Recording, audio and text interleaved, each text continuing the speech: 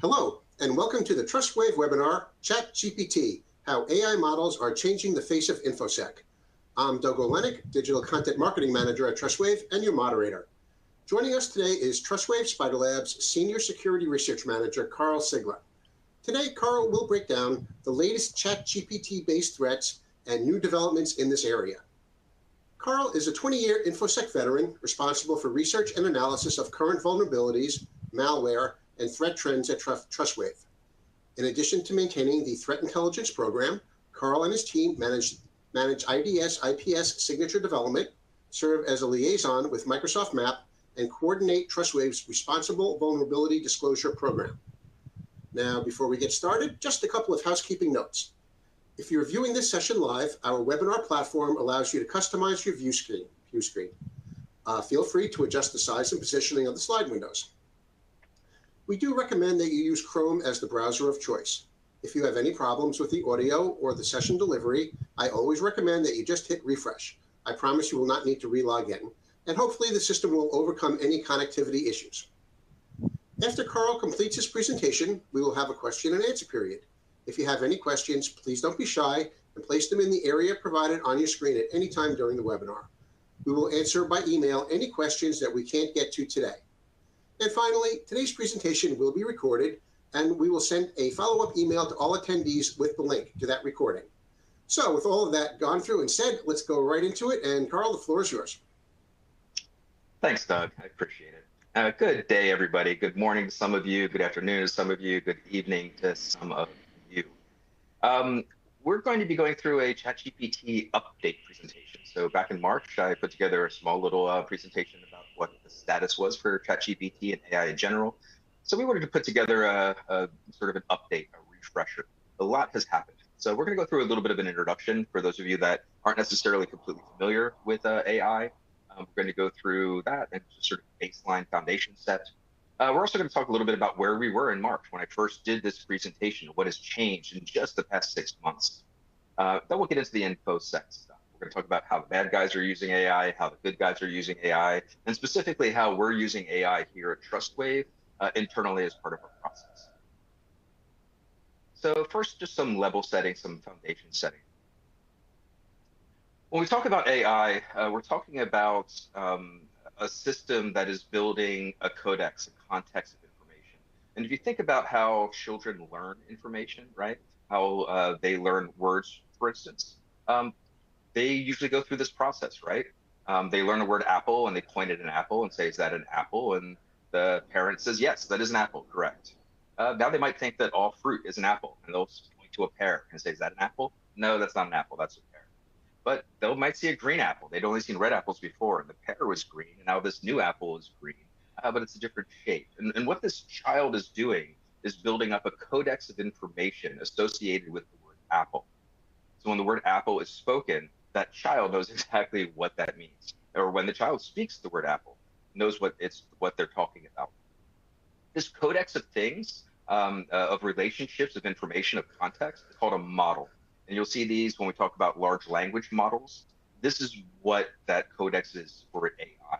And that codex, that model, is built full of weights and biases, things that say, yes, this is an apple, that's a weight. Or no, this isn't an apple, the shape is wrong, that's a bias. And this is how AIs basically learn, very similar to how humans learn. So machine learning is generally what we think of as sort of the start of AI. And machine learning is about pattern recognition and finding like patterns and putting them together. And this is typically done through something called feature extraction. So we'll go through something that we want to categorize. Maybe it's animals, right? So we have a whole bunch of pictures of animals, cats, dogs, mice, fish. And what we're going to do is we're going to start taking features associated with those animals and pull them out to give the machine learning engine something to compare to, right? That may be the face. Dogs have different faces than cats have. And we're going to extract those specific features and then classify them. Okay, these features, if you get these features together, that's a cat. You get these features together, that's a dog, right? So we're extracting features from our data set, then categorizing them together. Deep learning extends this process so that feature extraction is done automatically. It's not done by a human. Typically with machine learning, we're going to have to go in there and set those things, right? Okay, we're looking at faces. We look at difference of faces when we categorize eyes, whiskers, scales versus fur, that sort of thing. It's a human that is specifying which features to extract. With deep learning, it's the actual engine itself which is extracting those features. So it's a subset of machine learning, but it's doing that human component itself. In order to do this, it needs a much larger data set, right? So we need a very, very large data set in order to find those patterns of features to extract and then compare. With these days, with big data and cloud data and our massive databases, deep learning is pretty much replacing machine learning in a lot of cases. And generative AI, right? So where AI can use that feature extraction and classification to detect the cat, generative AI can use that exact same information to give you a picture of a cat. It can actually generate a picture of a cat from scratch just based on what it knows about a cat. This is what generative AI is about. With language AI, it's the exact same thing. I could be talking about something and the AI completely understands what I'm saying. With generative AI, it can respond. It can generate a response. And this is what's somewhat new in the past, say, 5-6 years that has come to the AI spectrum. And it's obviously taken the world by storm, especially when we start talking about ChatGPT. ChatGPT, a generative pre-trained transformer, right? That's the actual how it is trained, that model on the back end, all of those weights and biases. It's a general purpose model mainly meant for conversation and natural language processing. ChatGPT is a subset of GPT-3, again, mainly meant for conversation, for actually communicating with people, and does so rather well. If any of you have used ChatGPT before, you've gone there and typed in a little prompt, and it gives you a response. And it can do a lot of things more than our old school chatbots with scripts used to do. Now, ChatGPT was released publicly last November, mainly to get public input, right? By having people interacting with ChatGPT, you're training ChatGPT. What responses did the public not like? We're basically crowdsourcing that training. That said, when you're working with ChatGPT, by default, anything you type into ChatGPT does go back to their systems to help train that back end. So we want to be very careful about what we put in there. Again, this was just released in 2022, last November. It hasn't even been a year, not even a year since this has been out. And it has already made massive impact on pretty much every industry across the board when it comes to technology. Now, ChatGPT isn't the only game in town. We also have Google's Bard. As soon as ChatGPT was released and it made such an impact publicly, every other AI researcher wanted to come out with their own ASAP. Google's Bard came out very early this year, 2023. And initially, it was back-ended by Lambda, which was a language model that Google had designed themselves. They found that it really wasn't all that great, and they moved over to another model called Palm LLM, a large language model. And Palm LLM seems to be working very well as that back-end model for Google Bard. So if you played around with Google Bard earlier this year and found it really not that impressive, you may want to try it again. And again, all of these are accessible via the web. You can go to these websites and just play around and see what it's like. They're all free by default, and you can see exactly how it responds. Next up on the, the big boys chart is Meta's Llama. Llama is the large language model Meta AI. We love acronyms in this business. It was released back in February, and within a week of it being released, someone had hacked it, stolen the code, and released it publicly on BitTorrent, so anybody could download it. And that really, that month of March was really interesting as people were getting access to this code directly. The fear of uploading private information to the cloud or to some other developers kind of went away. And people could play around with these things on their own local system, maybe even air-gapped from the internet if they wanted to. So it was really made a huge splash. And in July, Meta released Llama 2, which was, they say, fully open source. Of course, the open source community has different ideas. But the code is available, the weights are available. You can download Meta today, Llama today.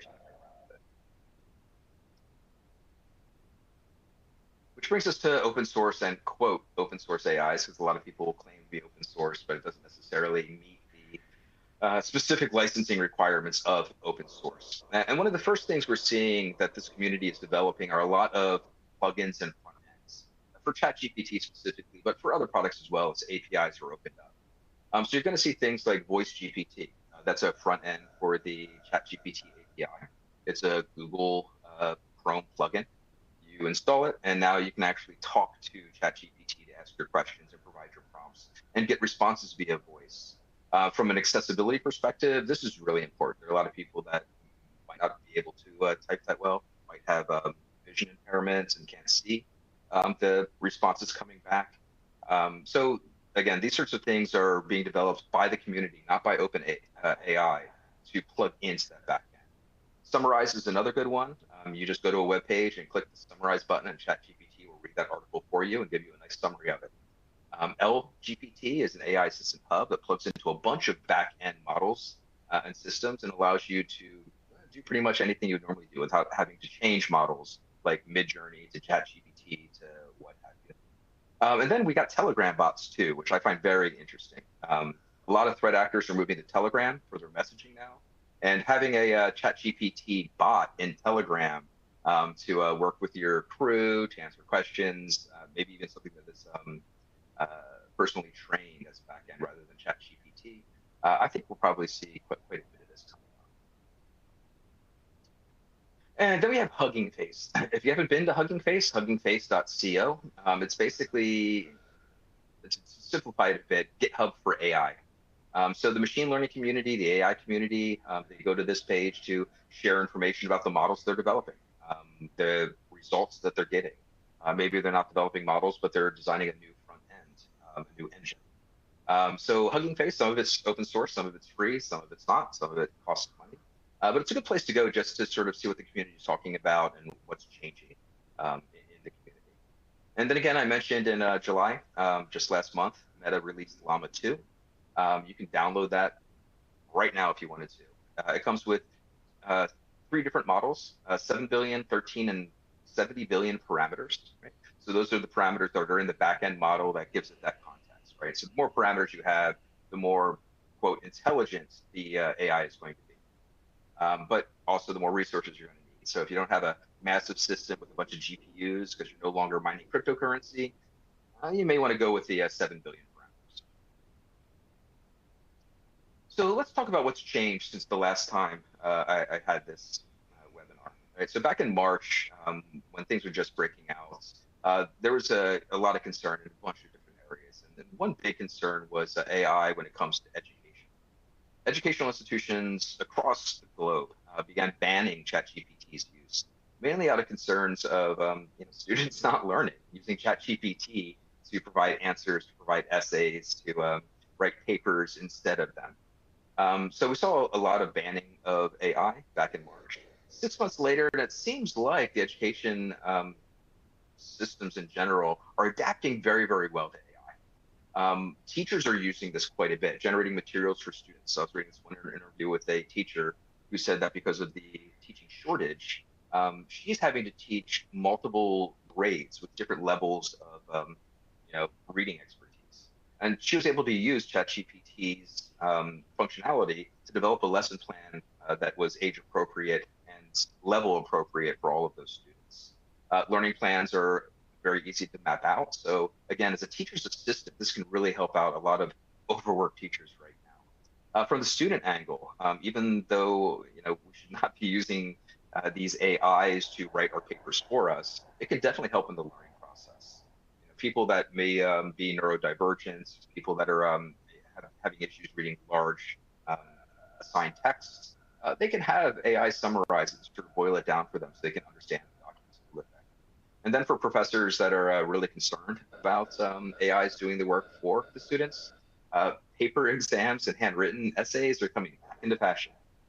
So that teacher wants to see that you actually wrote something. Even if the AI generated it for you, you're going to have to rewrite that on a piece of paper. Maybe you'll get something process. We saw a lot of countries, the EU, and then Italy specifically banned ChatGPT when it first came out. There are a lot of concerns about privacy. There are a lot of concerns about the age appropriateness of the content there. Will children be able to log into ChatGPT and get really horrible information.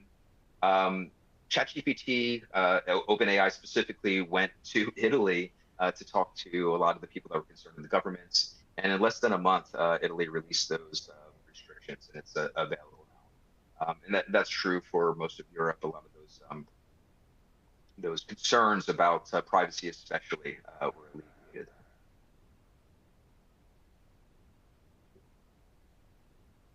Let's go the other way. There we go. AI, racism, bigotry, and social bias. It's a massive problem for AI right now. It's a really big problem. Back in March, AIs were really struggling to be free of bigotry that was embedded into their systems.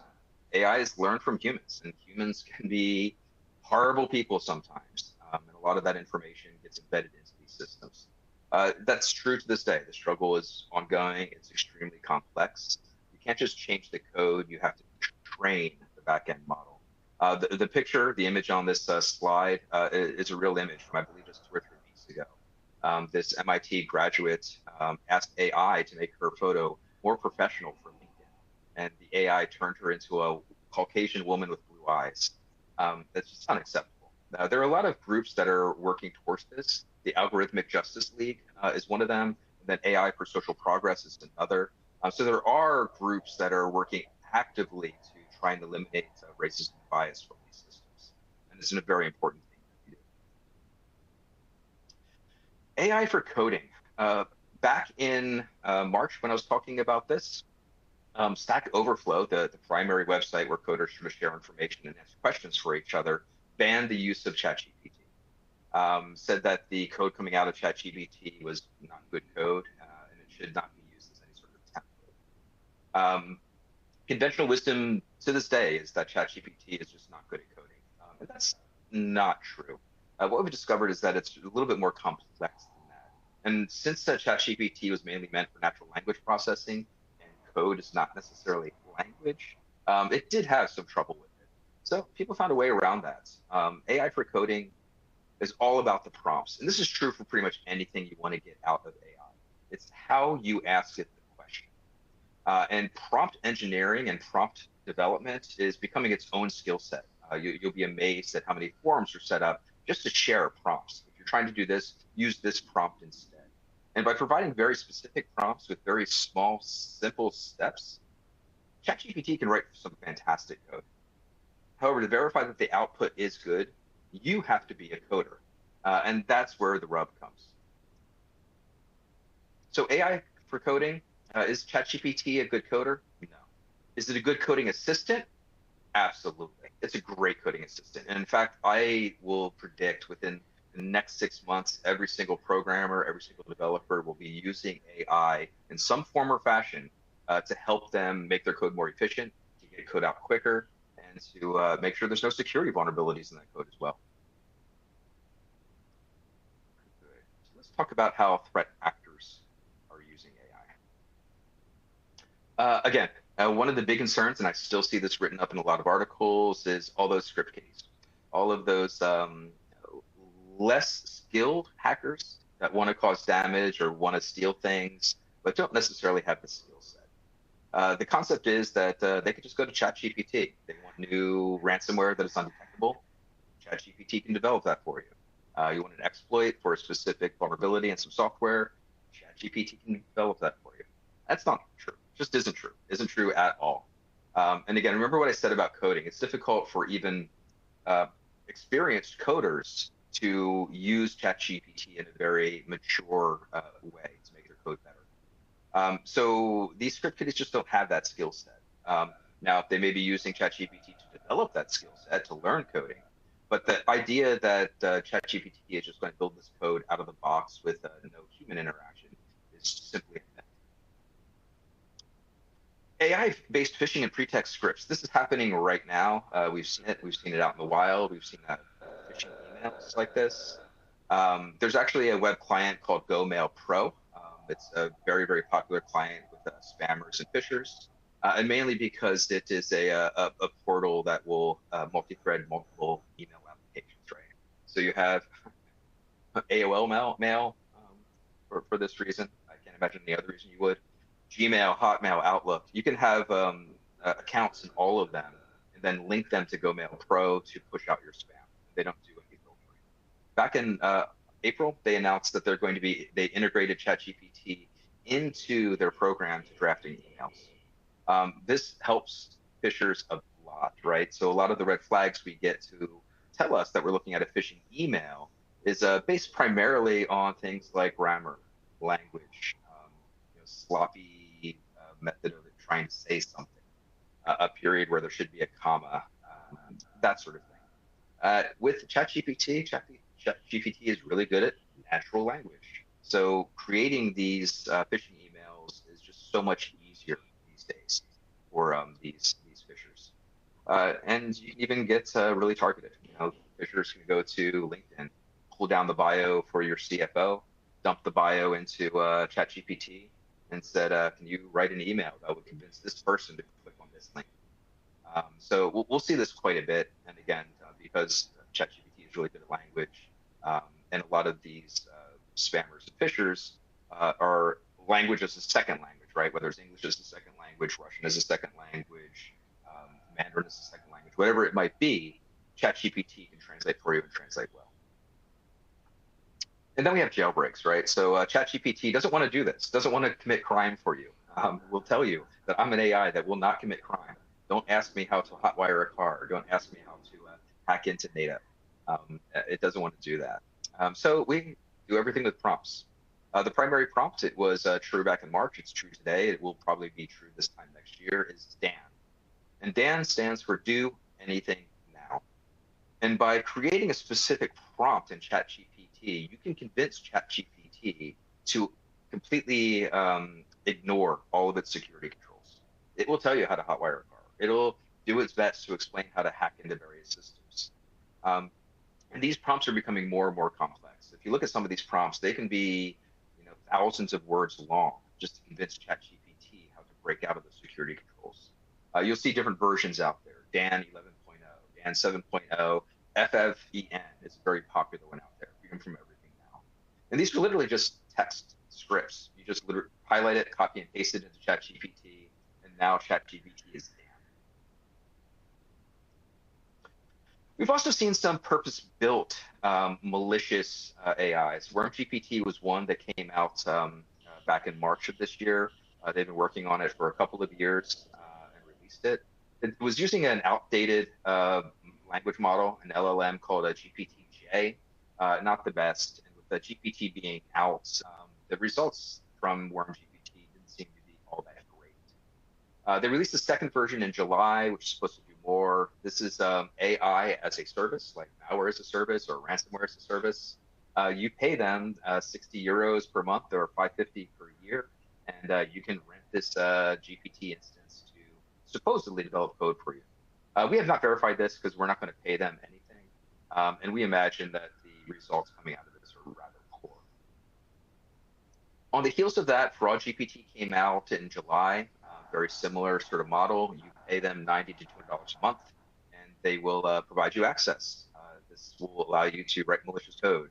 You can see their advertisement here: undetectable malware, phishing pages, hacking tools. One of the examples they gave on Telegram was allowing it to create a Bank of America landing site. So it automatically pulled all the elements from Bank of America, created a landing website that you could post to your own server. People that are going there are going to be prompted to type in their username and password. Now you have banking credentials. How well it works, again, we're not sure. We have not paid them, nor will we pay them. But this is just the beginning. You're going to see this a lot. And beyond the Dan type restriction removal, you're going to see these purposely built for malicious activity. There are AIs out there right now where those models are being trained specifically for malware development. Dark Bard, Dark Bird, Dark GPT, these are all projects that we see being worked on Telegram and in underground forums. So this is just the beginning. We will see this coming on pretty strong. So how are the good guys using AI? There's some slow adoption at first. We were very, very cautious approaching GPT in general in the industry. There were a lot of privacy concerns, right? It should be well known that ChatGPT was made public specifically to train that engine. So when you're typing in those prompts, all of that gets uploaded to their cloud for training purposes. This is why you shouldn't be typing in anything that is personal information, anything that is confidential information, customer information. There have been breaches of GPT. In the past 4 or 5 months, I've seen 2 breaches where prompts were hacked out of GPT and leaked publicly. Samsung, some of their engineers had gone into ChatGPT to see if it could help them with their code. That code got leaked. So Samsung intellectual property got leaked publicly because their developers were using ChatGPT to tune their code. This has changed quite a bit in more recent days, months. Now with ChatGPT, you can actually block that training data. So you can type in data and make sure that it doesn't go to OpenAI as training data. And more commonly these days, you can just build and train your own instance. Rather than using these instances, you can download and create your own. We're seeing that much more common. These DIY cases. You can download Llama if you want to. There's all kinds of other engines on Hugging Face if you want to.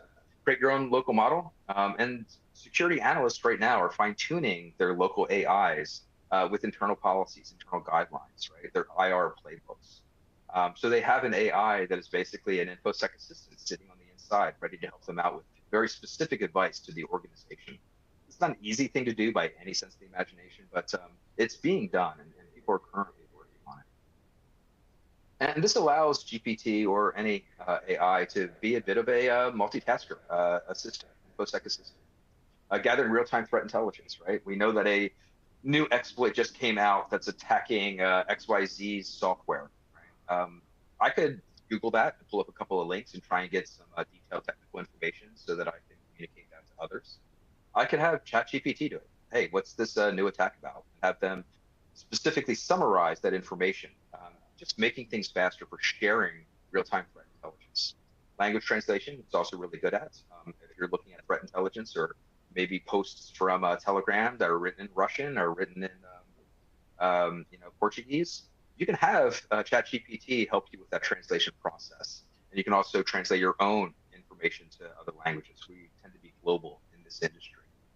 Coding, we'll see this as a coding assistant and part of the software development lifecycle to identify specific potential software vulnerabilities before we release publicly. Governance and compliance laws. Your organization may be held to very specific policies by law that you have to implement from a security perspective. Having an AI to navigate all of those legal texts can help you out a lot. We have these systems. We're held to the PCI standard. What things should we be concerned about? And have that summarize it for you. And then host and network log processing. We tend to have millions and millions of lines of logs that we should be looking at every single day for analysis purposes. But we can use AI to do that, to dig through that information very quickly, summarize that information, and pop up to the top things that may be concerning. Might be an incident that needs to be. So how are we using AI here at Trustwave? News aggregation and language translation. One of the members of my team is currently using this right now. They have the ChatGPT AI pointed at a bunch of different news feeds, Twitter feeds, things like that, forums, and just ask ChatGPT to download the top articles from all of those sources, summarize them for him, and just put it into a TLDR document. And he opens it up every morning to take a look, right? So back in the day, we had RSS to pull down RSS feeds and go through all those links. ChatGPT is just your sort of like news gal Friday, going out and grabbing everything. Threat synopsis, we use this. I talked about that from a compliance standard, but also if we know that there's a new specific type of malware, new specific exploit, we can use ChatGPT to ask that information. And again, these are cases where we're asking information about things that are in the public domain, right? I'm asking about threats that currently exist in the public domain. I'm not asking about things that maybe are confidential to Trustwave in order to make sure that we're not breaching those privacy concerns. English is the second language. We have a lot of employees, team members here at Trustwave that are English as a second language. And they use ChatGPT to help them when they're writing papers, when they're writing blog posts. And as the editor of the blog myself, it's a lot easier to get those blog posts and edited when it's already gone through ChatGPT for minor cleaning up. Good. Page ML. So one of the products that we use here at Trustwave is we develop here is Mail Marshal. Mail Marshal is a secure email gateway. So what it's looking for is it's pulling emails off the wire before it hits your mail server and looking through those emails to see if it's spam or phishing. One of the things we specifically look for are phishing URLs and phishing landing pages. Right? So we have an ML specifically for this. We've been training this ML over the past, I want to say, 3 to 4 years. The main development is taking place in Singapore, our Singapore team. This ML has replaced our regular engine. We had a human curated malicious identification engine, and PageML has replaced that completely. PageML, as a machine learning instance, as an engine, it pulls out features of the URL or features of the website and then ranks them into a scoring system.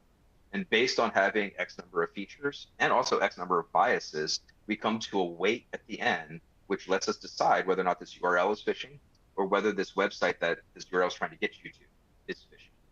And you can see some of the features that we extract here, right? So we've got an email up top here, djoctober.com with WP includes for WordPress. And we're pulling out a bunch of things, like the number of tokens and dots in the image, how many dots defining the URLs, how many question marks, parameters, etc. Is there any out-of-place top-level domain? In this case, there is. Bank.com is halfway down the path. That shouldn't be happening. For the HTML page, we look at internal links that go just inside the website versus to referencing other websites. Depth of DOM structure, suspicious tokens in the URL content itself. By adding these features and classifying, we can classify whether the website or URL is phishing or not.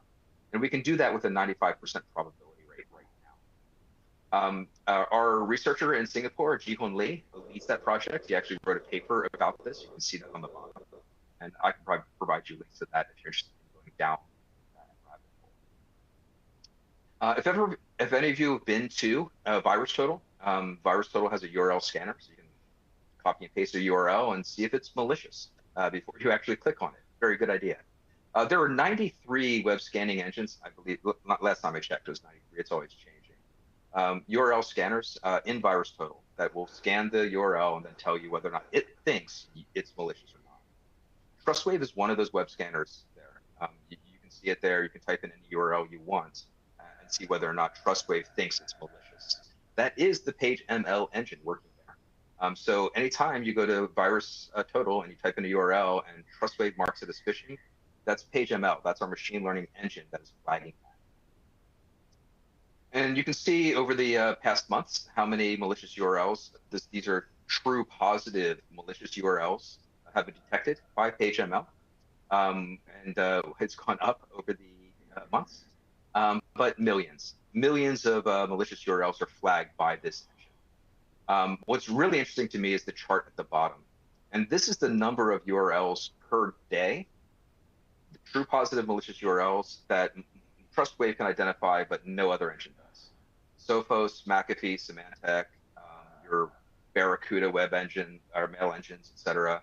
These are all malicious URLs that no other engine detected except for Trustwave. And we pull this data down constantly as part of our threat intel program to make sure what we're doing right if we need any tuning. But you can see the results here, anywhere from 4,000 upwards to 8,000 on average per day are detected only by that ML engine. Good. So let's just talk a little bit about the future. Regulations. Pretty much every country in the world right now is talking about AI regulations, although very few have been put in place. Primarily, the regulations that we see being drafted are focused around safety and transparency. Safety of the engine, right? We want to make sure that our AIs are safe to use. They aren't going to provide bad information. They're not going to convince somebody to drink bleach, for instance. And then transparency. How transparent is the use of AI? If you used AI to help draft a white paper, you should mention that. There should be attribution there. We shouldn't have AI working in the background behind the curtains like the Wizard of Oz. So a lot of these regulations are about the safety of the actual technology itself, and then the transparency of its use. The White House provided a blueprint of AI, the AI Bill of Rights. It's available on the webpage. There's also the AI Disclosure Act of 2023 that was just introduced 2 months ago. It's only been on the House floor. It hasn't hit the Senate. I'm sorry, this is all in the states that I'm talking about right now. But it's expected to pass, where if AI is being used in specific ways, it needs to be disclosed. New York City has a law that has passed, the Automated Employment Decision Tool law, where if AI is being used to identify potential candidates for your company, you need to disclose that to the candidates, right? So if you're using AI to figure out which resumes to bubble up to the top of the stack, who you want to bring in to interview first, and you're using AI to go through all of that, you need to disclose that if you're doing business in New York. And again, especially because of the social biases and the built-in bigotry in a lot of these tools, we want to make sure that they're being used correctly and not biased against certain types of employees, which we've seen. The EU AI Act has been passed. It's probably still going through some minor changes, but it's expecting to take effect in 2025. And then China's put some AI regulations in place, but they're more focused on competition, making sure they're staying competitive, making sure that China is not necessarily giving more ground to AIs that are built outside their geopolitical boundaries and that sort of thing. But the laws are coming, and since it's in its infancy, those laws may be clumsy. Those regulations may be clumsy. It's something we need to pay attention to. Look at. Finally, what's coming? Stronger AI, absolutely, right? So these days, AIs are getting better. They're getting better at everything they're doing, and they're getting better in a very short amount of time. Again, this time last year, I doubt any of us had really even heard of GPT. I doubt a lot of us had heard of any sort of advancements in AI. Maybe you played around with Dolly a little bit. When ChatGPT came out in November 2022, everything happened. It was just a literal meteor hitting every single business. And we're going to see it embedded in pretty much everything. Every program you use, every product you buy, AI is going to be involved in that process in some form or fashion. Now, AI right now, again, is not necessarily great as a generative AI in building raw content without some sort of human interaction. That's going to be going away as well. Trained clones. This is kind of interesting.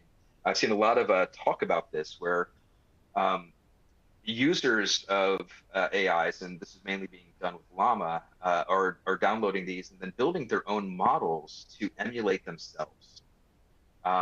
So they are training the model with their history, anecdotes about their past, where they came from, their parents, their grandparents, where they lived, memories of their first partner, all things like that.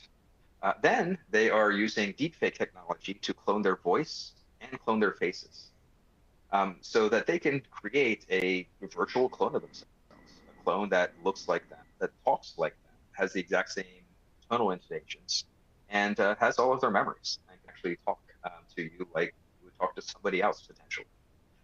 It's an interesting thing. Some people are doing it because they have various reasons. Some people are afraid of dementia or Alzheimer's, and they want something that will remember for them. Some people are developing these clones for their children. After they pass away, their children will still have access to their memories and their anecdotes. What I find interesting is that you're going to see this being used quite a bit by the bad actors out there. Right? One of the big attacks targeting large organizations is business email compromise, BEC, using that bottom bullet point there. And BEC is where a threat actor pretends to be a really important person at the company, CEO, CFO, one of the C board members, and then emails somebody saying they need help immediately. The urgency coming from somebody who may be your manager or your manager's manager tends to be very compelling. And BEC often usually results in cash very quickly for threat actors. It could be the quote CEO stuck in an airport and needs a wire transfer. It could be the CFO that is about to finalize a deal for some sales account and needs some money in a very specific way. Those are compelling right now. There are companies that are losing billions of dollars every year to the BEC. Now imagine how compelling it is if your CEO just hopped on a video chat real quick. said, hey, I'm here in Singapore. Look behind me. You can see it. I need money right now. I need you to wire it to this account. Now they're talking to you. Now you're looking in their eyes, and it looks like that, and it sounds like that. It even sounds like they sounded at the Christmas party or the holiday party last year. These are going to be a lot more compelling, and they're going to be a lot harder to avoid. It's coming, though. It's definitely coming. Good. And with that, this is still a really good time to prepare for AI, right? If you have not looked into AI at all, there are tons of great articles out there that will give you the basics. ChatGPT is free, so is Bard. Just go to those websites and just play around. There are all kinds of forums that can help you sort of get a handle on what's going on. You don't have to be an expert. In fact, if you have any questions about ChatGPT, the best way to get answers for that is to ask ChatGPT. And go into ChatGPT and say, hey, how's the best way I can use you for this task? What sort of prompts would you require to do this? ChatGPT is really good at helping you help it get those answers for you.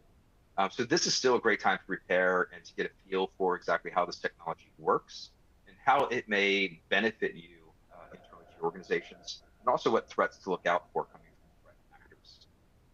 This time next year, probably even in 6 months from now, there's going to be things that AI is doing that we haven't even dreamed of yet. Things that we just don't even know could occur. Really, it's going to be massive. It's going to be a complete land shift as AIs get better and better at what they do. And how long before AIs become special purpose built to build other AIs, right? A lot of the AIs that we're working with right now, some of the limitations we're seeing are human limitations that were built into those models, right? They're logic implementations that are maybe a bit false because they were human generated. When we have AIs generating AIs that are thinking on their own to generate AIs that can think on their own, we're going to be dealing with a entirely new type of intelligence on Earth, something that is unique and independent. And with that said, I don't think the sky is falling, but it's definitely something we need to be concerned about. Good. Well, and with that said, let's open up for some questions. All right. Good to hear that the sky isn't falling. And with that, we'll get to some questions here. All right. First question. How do you identify the prompts that allow the misuse of AI before they are applied? Ooh, it's just about impossible. And that's why those prompts are so long. So those Dan type prompts, right, where you're bypassing those security protections with ChatGPT to get them to tell you how to hotwire a car. Those Dan prompts are constantly changing in a cat and mouse game with OpenAI and a lot of these other backends because they are putting protections in there, and they just develop a new prompt that will bypass those protections. And since you're working with logic and language, it can be easy to fool that, right? So, for instance, one of the common examples is I can ask ChatGPT to tell me how to hotwire a car, and it'll say, no, I can't do that. I can ask ChatGPT to write me a sonnet about how to hotwire a car. And ChatGPT may be willing to do that because it's focusing on the section sonnet, which bypasses its security concerns, right? It's not looking at that second thing. So the logic is constantly being tuned to avoid that, but it's a cat and mouse game where, again, these prompts can be thousands of words long specifically to bypass that, and that makes it very hard to detect on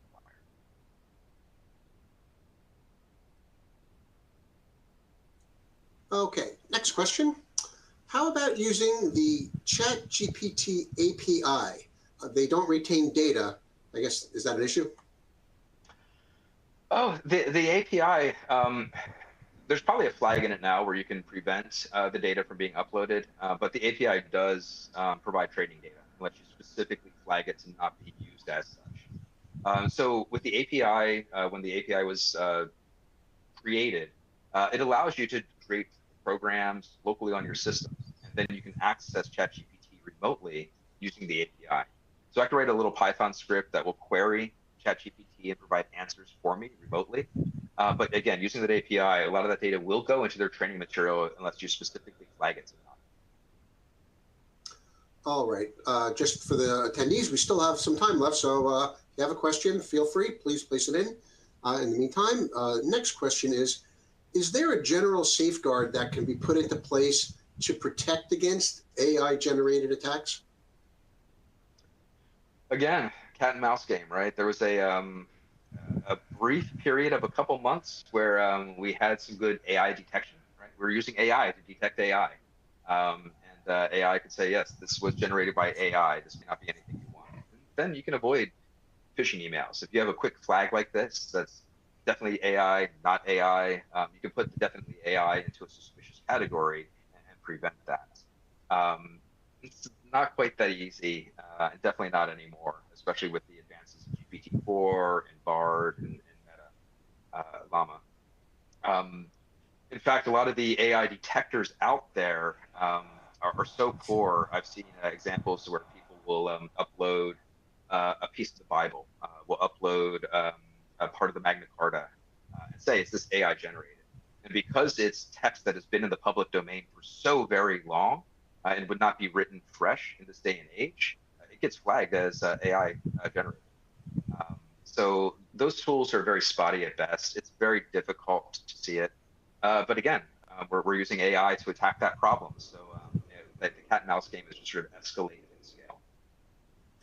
Funny you say cat and mouse when your cat's right in back of you. That's cute. Good timing there. I have a feeling this next question will generate kind of the same answer, but it comes from a slightly different angle. How can we protect against our information being used against us, with fake voice, fake video, etc.? Oof, that's a hard one. I mean, really, the short answer is become a hermit and don't go online anymore.